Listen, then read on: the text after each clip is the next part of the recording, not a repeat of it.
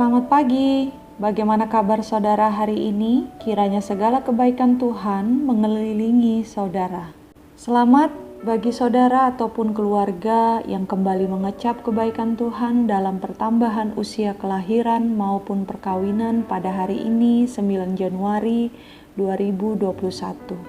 Secara khusus, warga Jemaat Marturia Lampung yaitu Bapak Bagandi Ambarita dan di Pos Pelkes Purwosari yaitu Saudara Tri Wardoyo, bahkan juga bagi saudara yang selalu mengakses program Marturia Ministry ini. Kiranya di pertambahan ini semakin mengarahkan seluruh karya dan kerja hanya untuk memuliakan Tuhan Sang Pemberi Hidup dalam kehidupan pribadi ataupun rumah tangga saudara. Hari ini Kitab Kejadian pasal 35 ayat 1 hingga 8 menjadi bagian firman Tuhan yang akan bersama-sama kita telusuri untuk mengasah iman kita kepada Tuhan. Maka sebelum membaca dan merenungkannya, marilah kita berdoa. Bapa, daripada mula kami memperoleh nafas hidup ini, maka di setiap nafas yang dihembuskan, bukalah hati ini untuk memandang-Mu dalam firman-Mu dengan jernih, serta penuhilah dengan ketenangan, agar dalam diam dan tenang suara-Mu kami dengar, dan dengan pengertian hati ini patuh pada kehendak-Mu. Amin. Kejadian pasal 35 ayat 1 hingga 8 menyatakan, Allah berfirman kepada Yakub, "Bersiaplah, pergilah ke Betel, tinggallah di situ dan buatlah di situ mezbah bagi Allah yang telah menampakkan diri kepadamu ketika engkau lari dari Esau kakakmu." Lalu berkatalah Yakub kepada seisi rumahnya dan kepada semua orang yang bersama-sama dengan dia, "Jauhkanlah dewa-dewa asing yang ada di tengah-tengah kamu. Tahirkanlah dirimu dan tukarlah pakaianmu. Marilah kita bersiap dan pergi ke Betel. Aku akan membuat mezbah di situ bagi Allah yang telah menjawab aku pada masa kesesakanku dan yang telah menyertai aku di jalan yang kutempuh." Mereka menyerahkan kepada Yakub segala dewa asing yang dipunyai mereka dan anting-anting yang ada pada telinga mereka. Lalu Yakub menanamnya di bawah pohon besar yang dekat Sikem. Sesudah itu berangkatlah mereka, dan kedahsyatan yang dari Allah meliputi kota-kota sekeliling mereka, sehingga anak-anak Yakub tidak dikejar. Lalu sampailah Yakub ke Luz yang di tanah Kanaan, yaitu Betel. Ia dan semua orang yang bersama-sama dengan dia. Didirikannya mezbah di situ dan dinamainyalah tempat itu El Betel, karena Allah telah menyatakan diri kepadanya di situ ketika ia lari terhadap kakaknya. Ketika Deborah, inang pengasuh Ribka mati, dikuburkanlah ia di sebelah hilir Betel, di bawah pohon besar yang dinamai orang pohon besar penangisan. Demikianlah pembacaan Alkitab.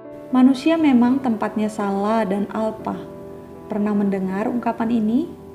Di mana? Biasanya ungkapan ini akan diketemukan pada sebuah situasi saat manusia melakukan kesalahan dan kesalahan itu terkuak dan dijadikan perbincangan khalayak ramai. Bahkan tak jarang ungkapan tersebut dijadikan alasan terkuat bagi manusia untuk memaklumi tindakan yang salah yang sedang dilakukan. Ya, namanya juga manusia. Itu ungkapan sederhananya. Bagian akhir dari lingkaran kisah hidup Yakub yang menjadi perenungan pagi ini salah satunya. Ada kelalaian yang terjadi dalam lingkup keluarga Yakub yang membuat Yakub dan keluarga harus mengalami situasi yang mengerikan sebagaimana yang dituliskan pada pasal sebelumnya, yakni pasal 34. Sebab itulah Allah berinisiatif untuk mengingatkan Yakub akan kelalaian itu. Tak sekedar supaya Yakub memenuhi apa yang pernah dinasarkannya kepada Tuhan sebagaimana yang tercatat dalam Kejadian pasal 28 ayat 20 hingga 22, melainkan juga menuntut agar Yakub secara aktif terlebih dahulu melakukan rangkaian pembaharuan di dalam lingkup keluarga serta orang-orang yang berada di sekitarnya. Dari kisah ini, catatan firman yang hendak disampaikan bagi kita antara lain, pertama, mari memahami bahwa beragam situasi hidup yang menghampiri kita semua, baik itu berat ataupun melegakan, bahkan mengerikan sekalipun, menjadi bagian dan cara Allah untuk berbicara dan memperingatkan kita. Sebab itu, mari untuk tak terburu-buru kecewa, putus asa, menjauh, dan melupakan kasih setia Tuhan. Yang kedua, bahwa beragam situasi hidup yang ada itu selalu menjadi peluang besar bagi kita untuk belajar tak hanya membaharui hidup, tetapi juga membaharui ikrar atau janji kita kepada Tuhan dalam kesucian dan kebenaran melalui pengabdian dan penyembahan hidup saudara yang seturut firman Tuhan. Yang ketiga, setiap pencapaian yang dialami oleh saudara, apapun itu bentuknya, meskipun tak mencapai apa yang menjadi impian atau keinginan saudara, mari menyadari bahwa pencapaian saudara hingga detik ini merupakan inisiatif dari Allah yang dalam kasih setianya menyertai saudara hari lepas hari. Karena itu, sepatutnya lah kita menyembah hanya kepada Tuhan.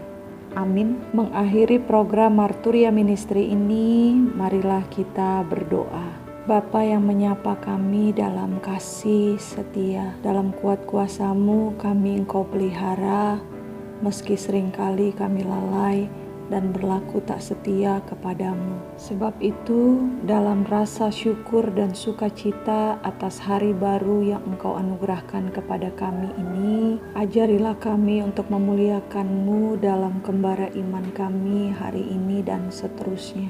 Tolonglah kami agar tetap mendengar cara-Mu berbicara kepada kami dalam pengertian dan ketulusan di saat-saat kami harus menghadapi hari berat maupun yang melegakan, serta ajarilah kami untuk meraih setiap rahmat dan berkat-Mu yang tersedia bagi kami melalui keberanian diri untuk hidup semakin takut akan Engkau dalam kasih dan kebenaran firman-Mu itu.